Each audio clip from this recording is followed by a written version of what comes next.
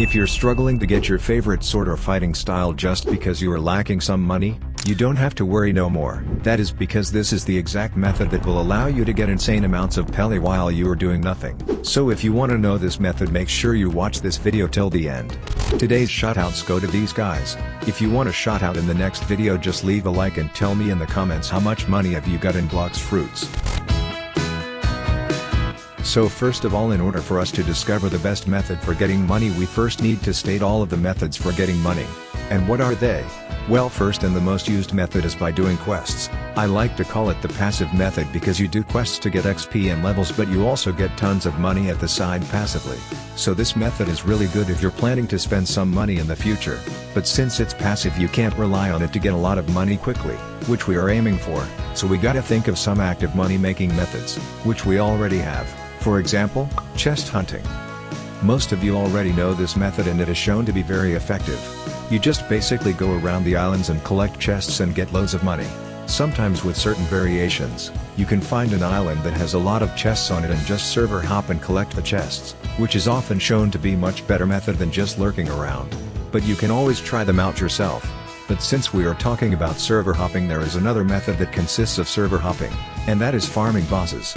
But not some random bosses. Each sea has certain bosses that are better for money farming than others. So let me show you the best money farming method for every sea. But watch till the end because I will show you a method where you can get money basically AFK. First sea is really simple when it comes to money. You need it to get some fruits and items, but nothing too special compared to the second and third sea. But on the other hand, getting a lot of money in the first sea can be a bit tricky and time consuming. So, when you just enter the game, you can really server hop bosses. But what you can do is go chest hunting. Chest hunting is the best method for grinding money in the first sea, and there is no doubt in that. But also, in the first sea your primary focus will be leveling up, so you are going to earn a lot of money from the quests passively. But what about bosses? Well, of course, if you want to server hop bosses, you can do that in the first sea, and the boss that I recommend you is the Vice Admiral. Make sure you activate the quest when you kill him so you get a lot more money. You can find him at the Marine Fortress and he is level 130, so he shouldn't be that big of a problem. Also, you can get his coat, which is pretty decent. But now let's get to the second sea. Again, chest hunting is good even in the second sea. But of course it won't be as effective as it was, but still you are going to make tons of money if you chest hunt in the second sea strategically. How? Well, find a chest-rich island like Kingdom of Rose. You can pick any other island that you find a lot of chests on. And then just collect the chests, server hop and repeat. And what about bosses in the second sea? Well, since if you get the right gear you are going to be very OP when it comes to normal enemies and bosses in the second sea, you'll be able to kill them very efficiently.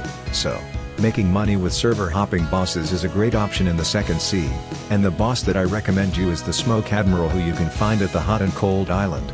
He is very easy to kill and gives a ton of money, but again, make sure you claim the quest. But we have another really good method of getting money in the second sea, and that is the sea beast hunting.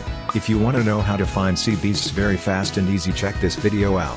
You can get 200 to 350k peli per sea beast if you have double money, which is a ton of money. Sea beasts are probably the best method for getting money in second sea, so make sure you do it if you can. Now let's get to the third sea.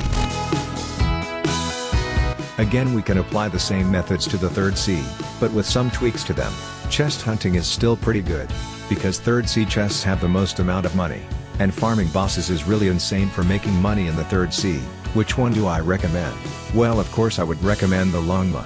He drops 20-30k peli, and with the quest you can get up to 50k per server hop, which is insane. Also, first time you defeat him he will give you the Tushita sword. And lastly, the sea beasts are still insane in third sea. So I showed you a couple of methods that you can apply to every sea. But what is this AFK method? Well, it's very simple. You can do it no matter what sea you're in.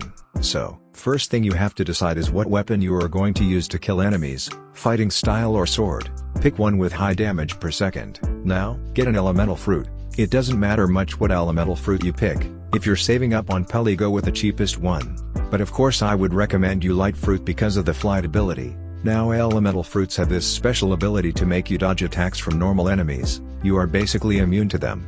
But you have to meet certain level requirement. They have to be a few tens of levels below you. I recommend somewhere between 100 to 200 levels just to be sure. If it doesn't work, go even lower. So go and find that enemy that meets this level requirement and download yourself an auto clicker.